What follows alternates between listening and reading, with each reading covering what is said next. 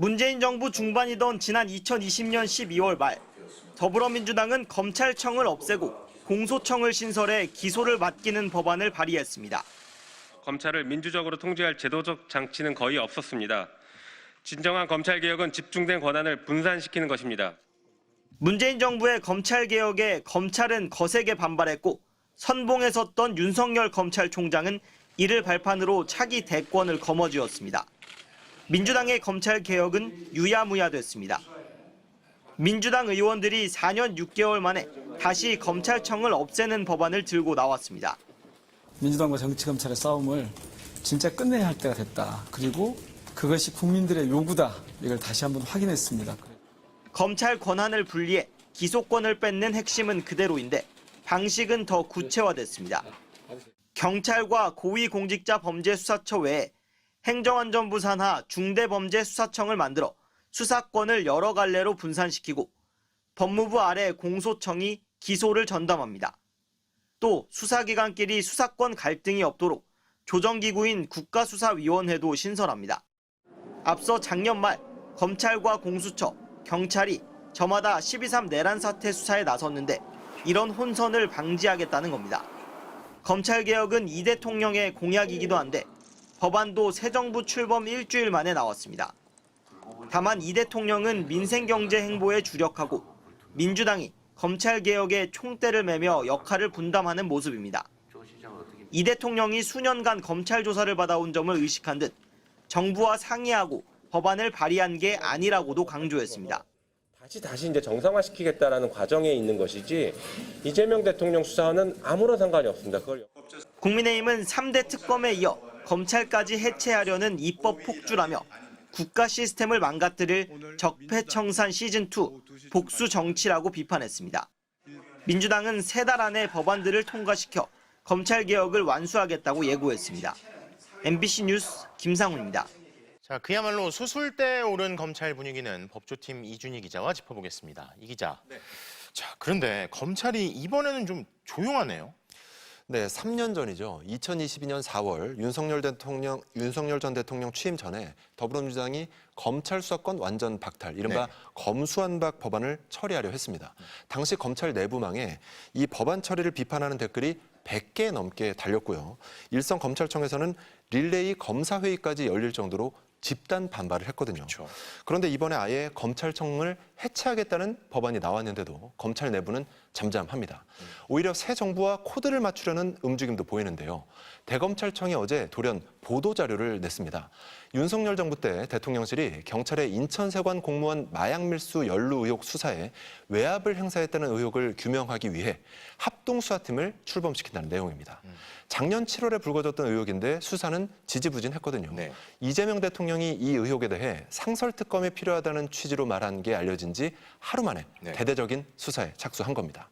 보도자료를 보면요. 새 정부 출범을 계기로 관련 의혹을 신속히 규명 이렇게 돼 있는데 검찰 안에서도 무슨 사면 보도자료 같다. 수그려도 너무 수그리는 거 아니냐 이런 말이 나올 정도입니다. 수굴이다.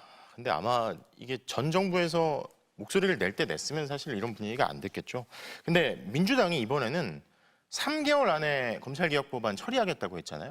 이번에는 진짜 하겠냐 했는데 정말 강도가 다른 것 같습니다.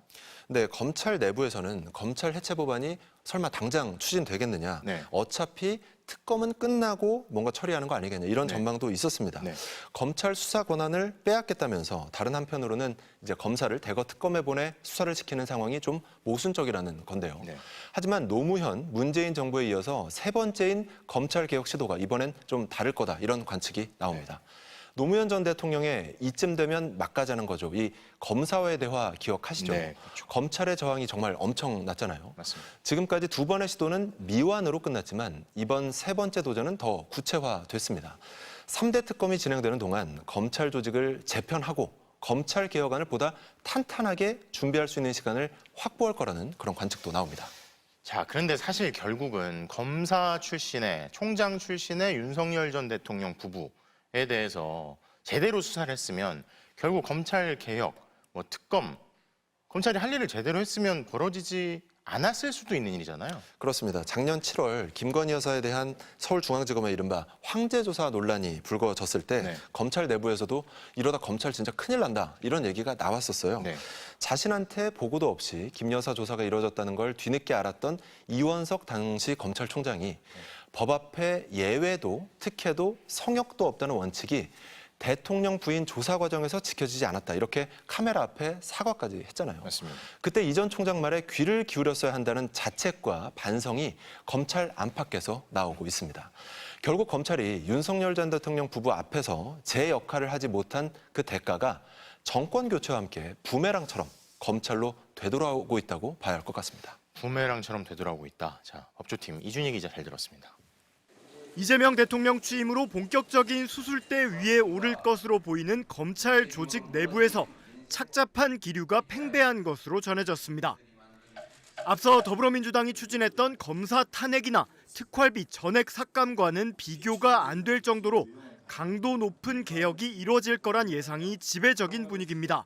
검찰이 막강한 수사 기소권을 남용해 살아있는 권력은 봐주면서 정적 제거를 위해 무리한 기소를 하는 등 그 자체로 권력 집단이 됐다는 인식이 강하게 자리 잡았기 때문입니다. 검찰 수사권 문제는 어쨌든 기소하기 위해서 수사하게 허용해서는 안 된다. 수사 담당 기관, 기소 공소유지 담당 기관은 분리하는 게 맞습니다. 수사 기소권을 모두 쥔 검찰청을 해체한 뒤 수사권은 신설되는 중대범죄수사청으로 넘기고 기존 검찰은 기소만 담당하는 공소청 형태로 개편하는 방안 등이 예상되는 상황. 이와 관련해 대검찰청의 한 검사는 검찰의 운명은 민주당에 달려있는 것 아니겠냐고 말했습니다. 이재명 정부와 여당이 된 민주당이 몰아칠 텐데 검찰의 협상력은 사실상 없는 것과 다름없다는 체념에 가까운 반응도 나옵니다. 결국 수사로 검찰의 존재감을 드러내야 하지만 12.3 내란과 주가 조작, 명태균 게이트 등 굵직한 사건은 모두 특검이 예상돼 검찰의 역할은 더 줄어들 수밖에 없습니다. 한 부장급 검사는 수사 기소 분리에 제일 민감할 수밖에 없다며 만약 검사들을 중수청으로 보낸다면 다들 옷 벗을 듯한 분위기라고 전했습니다. 이미 2022년부터 100명 이상씩 검사들이 퇴직 중인 상황인데 올해는 검찰개혁 속도에 따라 그야말로 검찰 대탈출이 벌어질 수 있다는 전망도 나옵니다. 다만 검사들이 퇴직 후 갈 만한 대형 로펌에 빈자리가 얼마 남지 않아 실제 사직 규모는 예상보다 적을 거라는 관측도 제기되고 있습니다.